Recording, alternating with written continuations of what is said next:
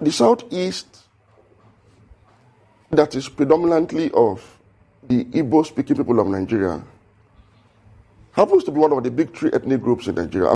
It is also instructive to note that Peter Obi, with the massive support he's having from his home region and across the country, can be said to have a potential vote bank of not less than 10 million votes. Because if you look at the mathematics, the people of Southeast Nigeria are actually resident in all parts of the country. In fact, it is believed that the Southeast community in every part of Nigeria constitute the largest communities, second only to the indigenous communities or to the host communities.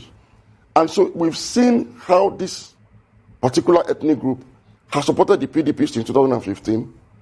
And that is why whenever you have the PDP reaching the 10 to 12 million mark in every presidential election, you can be rest assured that an overwhelming majority of that vote comes from people of Southeast origin, wherever they reside, from Lagos to Abuja, Kano, Kaduna, and of course the Southeast. So we may look at the figures coming out of the Southeast alone and assume that the voting strength of the Southeast is negligible. It is not so. If you look at it from that perspective, you'll be missing a very important point.